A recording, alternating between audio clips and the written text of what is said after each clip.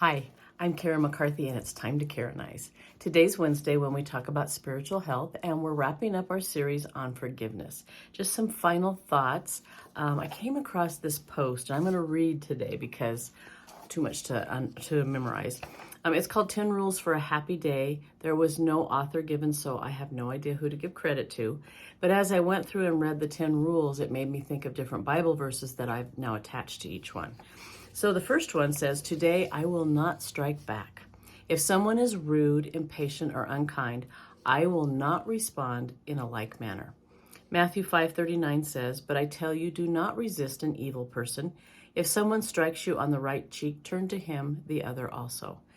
You know, it's so often when we try to rationalize or rationally respond to something and the person is not being rational, it's not productive. They don't go, "Oh, I'm sorry, I wasn't being rational, I'll change."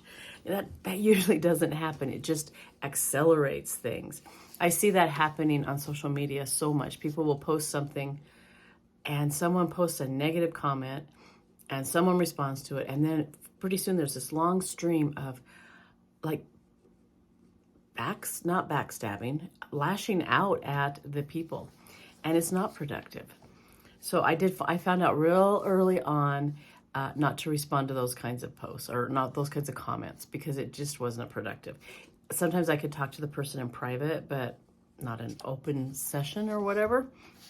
Okay, number 2. Today I will ask God to bless my enemy. That's a tough one. If I come across someone who treats me harshly or unfairly, I will quietly ask God to bless that individual. I understand the enemy could be a family member, neighbor, coworker, or stranger. Matthew 5:44 says, "But I tell you, love your enemies and pray for those who persecute you." You know, that's not always easy at the beginning. It's kind of like, forgiveness and blessing too. They're a choice. And sometimes you have to say, "God, I am choosing to forgive this person, but I don't feel it. So can you help me get the feeling part going on?" And same thing with this blessing. But I find if I start to, not too long ago, a couple years ago, I had someone who really, really hurt me. I was absolutely devastated. And it still can come up every once in a while. But I started trying to pray for that person and her family every single day and ask that God bless them. And you know what? When you do that consistently, all of a sudden that feeling comes. And now, she doesn't live here anymore, and so I don't run into her. But if I did, I would be able to be totally kind and act totally normal because God has given me the ability to forgive and bless her. So I don't know if that makes sense, but I hope so. All right, number 3. Today, this is a hard one. Today, I will be careful about what I say. I tend to speak first and think later, and I'm really trying to work on that. This says, "I will carefully choose and guard my words, being certain that I do not spread gossip." And so often we don't call it gossip. We call it, I don't know. I think we need to know about this so that you can pray for this person. But really we don't. God knows everything. So Ephesians 4:29 says, "Let no unwholesome word proceed from your mouth, but only such a word as is good for edification," that means building up, "according to the need of the moment, that it may give grace to those who hear." So wish my mouth would go that direction all the time instead of the other way. 4, today I will go the extra mile. I will find ways to share the burden of another person. Galatians 6:2 says, "Carry each other's burdens, and in this way you will fulfill the law of Christ." Now, this isn't talking about enabling inappropriate behavior, but helping people they just need to be lifted up. They need that support. They need help. Number 5, today I will forgive. I will forgive any hurts or injuries that come my way. Forgiveness can be very hard, but here's the verse that helps me. Romans 12:20. "On the contrary, if your enemy is hungry, feed him. If he is thirsty, give him something to drink. In doing this, you will heap burning coals on his head." I call them burning coals of kindness. And it's such a blessing when you're able to do that. Number 6, today I will do something nice for someone, but I will do it secretly. I love to do that. Did something like that today. They usually guess who it is, but I will reach out anonymously and bless the life of another. Matthew 6:3, but when you give to the needy, do not let your left hand know what your right hand is doing. I mean, if we are doing things to receive credit, then we're not doing them for the right reason. I mean, sometimes we get credit anyway. I mean, sometimes I surprise someone with a gift and they post it on Facebook or something, so it's not always secret, but it's the motivation behind giving that gift. We don't want to do it because we want that recognition. We just want to do it to bless someone. Number 7, today I will treat others the way I wish to be treated. I will practice the golden rule, do unto others as I would have them do unto me, with everyone I encounter. Matthew 7:12 says, so in everything do to others what you would have them do to you, for this sums up the law and the prophets. In other words, every part of the law goes right back to treating others kindly or treating them nicely. Murder, stealing, I mean, all of those, if we were always treating people nicely and kindly, the other rules wouldn't even matter because we wouldn't be doing it. Okay, number 8. Today I will raise the spirits of someone who is discouraged. My smile, my words, my expression of support can make the difference to someone who is wrestling with life. 1 Thessalonians 5:11 says, therefore encourage one another and build each other up, just as in fact you are doing. I remember way back when, this is how old I am.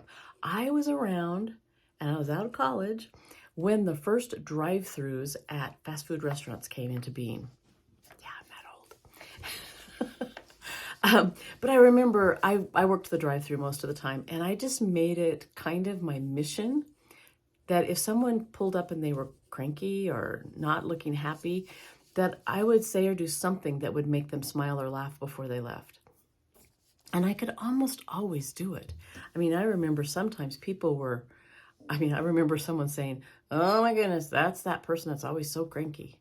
Oh, you're lucky you get to wait on them today, And I mean, sometimes it could be as simple as, oh, I love that necklace, or your hair looks great, or love your smile, just something. With the guys, love the car, something to raise their spirits. And it's really easier than you think. Okay, 9, today I will nurture my body. We need to take care of ourselves.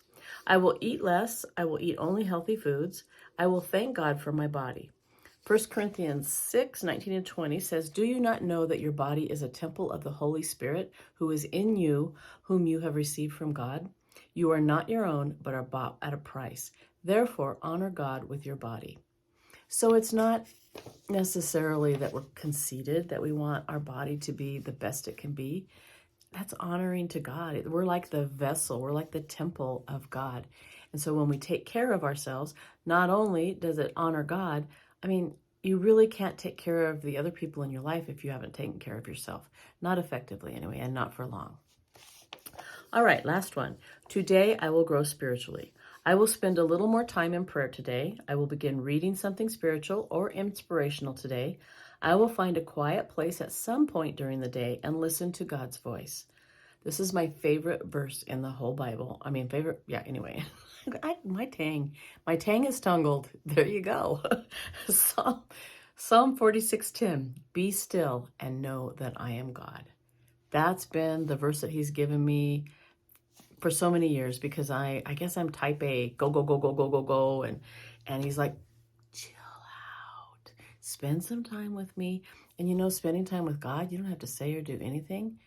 It's kind of like, I don't want to compare me and God to my dog and I, but my dog, sometimes he just wants to come and sit on my lap and snuggle and not play, not interact, just be still.